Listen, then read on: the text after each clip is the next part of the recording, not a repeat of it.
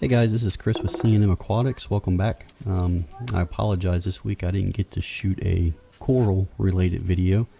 I was working on expanding the frag tank system here.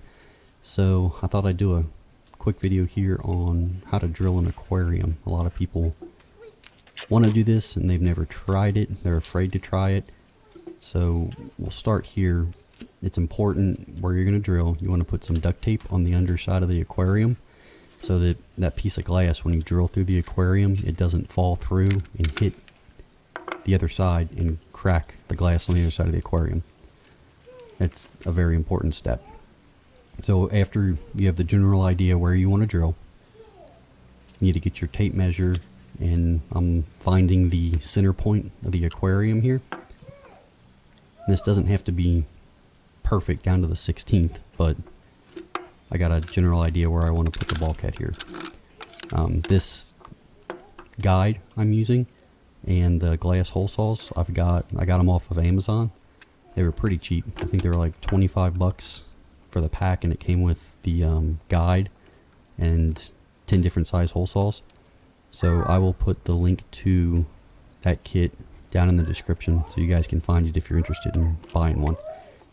Having the guide to hold the hole saw makes a huge difference, because if you don't have it here, the hole saw wants to walk across the glass, and it makes it a lot easier to hold it in place. So I'm just double checking my bulkhead size here to make sure it doesn't hit the trim on the aquarium. Once you figure out where you want your hole to be, you'll put the hole saw in and tighten down the guide here. And it uses a suction cup on one end of the guide to hold it to the glass, and then you'll move the guide in closer and tighten it down, and it's got these ball bearings you can see here, 4 of them, and they're what holds the hole saw in place, and it does a pretty good job. I've drilled aquariums without it, and it's really hard to get that score mark without the saw walking across the glass. So it holds it, and it does make for a cleaner cut.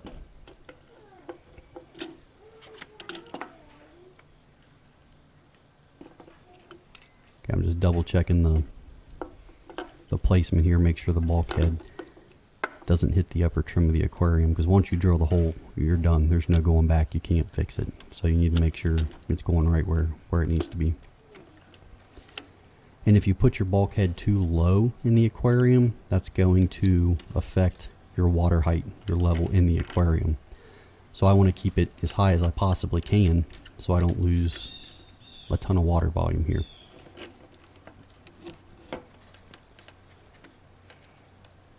So I'm happy where I got it here. Got it tightened down, ready to drill. And this step is pretty important. You want to keep your hole saw, you want to keep it cool. So I'm just pouring some water from the pitcher periodically onto the area I'm cutting here. If you don't use the water, it does 2 things. One, it keeps the saw and the glass cool. It is possible to heat the glass up, and that will possibly cause it to crack easier. So that's a reason for the water. And 2, I've noticed by pouring the water on, you can see it's coming out kind of milky on the other side. So it's cleaning the hole as you're pouring it in. It's cleaning out all the little glass particles, and that helps the saw to cut more efficiently. It cleans it out and the saw cuts better. And I have found I've cracked a couple aquariums doing this, so it does take a little bit of practice. You want to keep more of a moderate drill speed. If you go too slow, when you get towards the end of the hole, the drill's going to want to punch through, and the saw will grab the glass. If you're at a lower speed, it'll grab it and crack the aquarium. So it's better to keep a moderate pace through the whole cutting process here. And it does take a while. This is in real time. I thought about speeding it up, but I wanted to show you guys, you got to be patient and let the saw do the work. It does take some time to get through. Larger aquariums drill better than smaller ones. As you go up in size on the aquarium, the glass gets a little thicker. So the thicker the glass is, the safer it is to drill. The thinner the glass, the easier it is to crack. I've done a couple smaller 5 and 10 gallon aquariums, and I've cracked them from drilling too slow, 1, and 2, the glass is thinner and it's just more prone to crack. One other very important thing is you don't want to try to drill through tempered glass. I've heard of some people doing it and they say it's fine, but I don't trust it. It's tempered and there's a very good chance that it will just shatter. For the most part, if there is tempered glass on an aquarium, it's usually on the bottom pane, on the bottom glass section.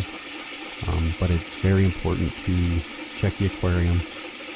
A lot of times they will have a sticker on the pane of glass that is tempered, and it'll say tempered glass, do not drill. But just double check. And if you're not 100% sure, you can look up the manufacturer of the aquarium and give them a call. And they should be able to tell you if it's tempered or not. And I would recommend, if you don't know, don't drill it. Unless you're willing, to lose the aquarium. This is a 20 gallon aquarium that I'm adding to the frag system. I'm adding 2 20 gallons. So I've got 2 55 gallon frag tanks already set up and running.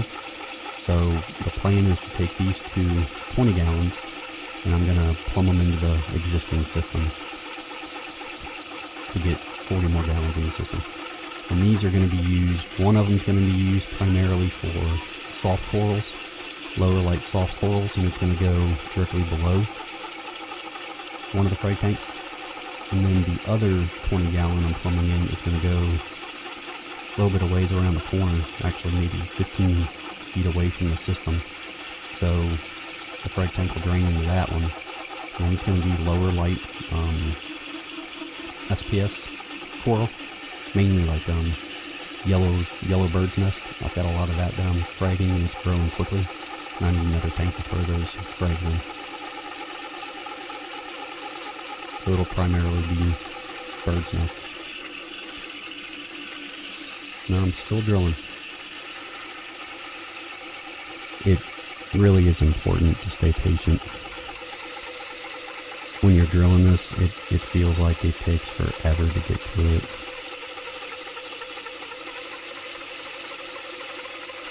So we talked about the drill speed. The pressure, I'm really not pushing very hard on the drill at all. I'm kind of just letting the weight of the drill add the pressure so that it cuts very slowly. It's a very slow process, but it'll pay off in the end if you can get your aquarium drilled without cracking the glass. You can kind of see the drill wobbling a little bit. You want to try to keep it from wobbling as much as possible. There's going to be some, and that's where the guide comes in. It does really help to steady the whole process.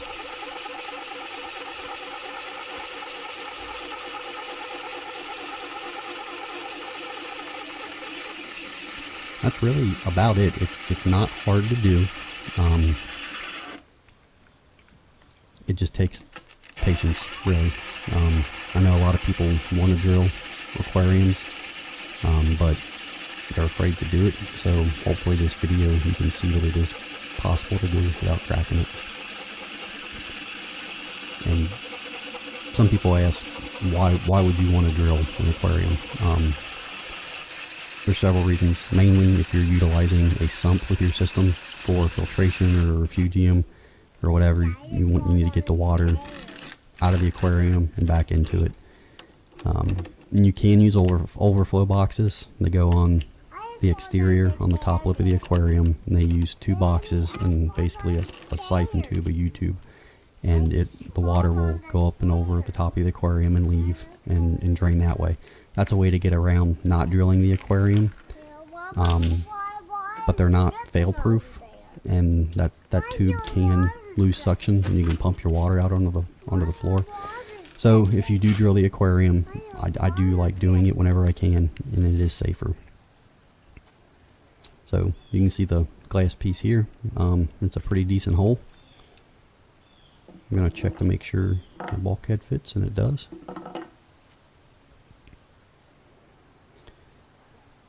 So there's one. I'll drill one on the other end of the aquarium and get it plumbed in here.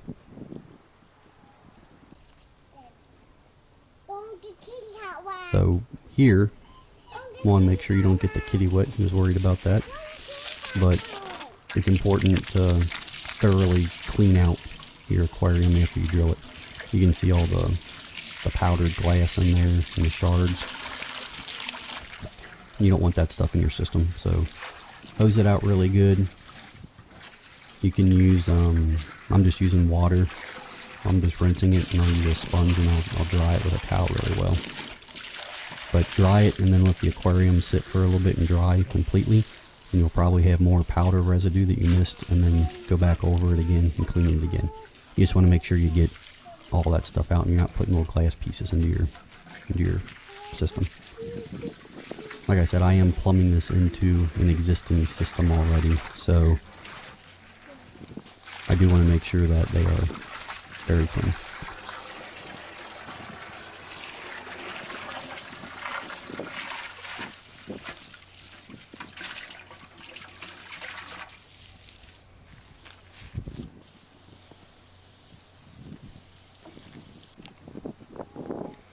Okay, we got them all cleaned out, and I'll dry them off. You can see the hole here. There's no real jagged edges or any punch through spots, and you want as clean as a hole as possible so that the bulkhead will tighten down and it will seal around the entire hole. And if you do crack it, I personally wouldn't use it. I wouldn't trust it.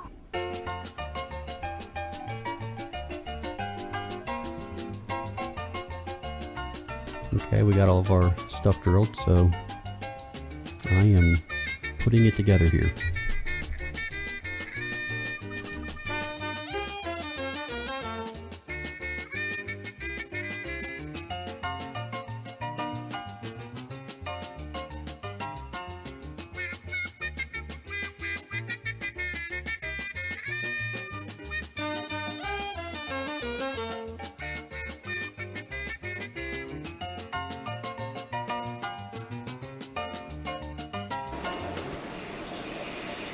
Okay, so it took me about 2 days of work to get everything done, but here is the system set up and running. No leaks. Everything went pretty well. This is the first frag tank on top.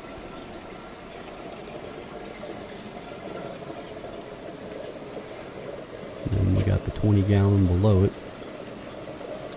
That's going to be the soft coral tank. That drains out into the sump.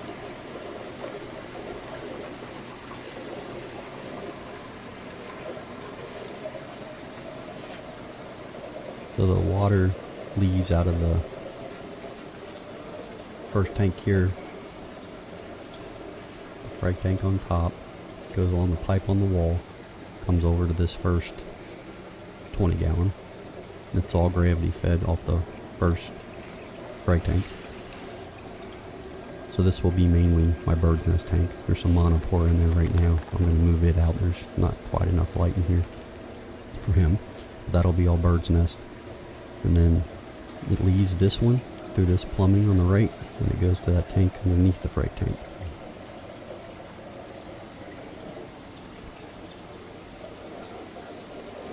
Overall, I'm pretty happy with how the system turned out. We should be able to cut and grow a lot of coral here. So I appreciate you guys watching. I hope it encourages you, helps you out when drilling an aquarium if you're thinking about doing it. If you have any questions, please leave them in the comments below or send me a direct message. I'd be happy to help you out with any questions. I appreciate it. Bye.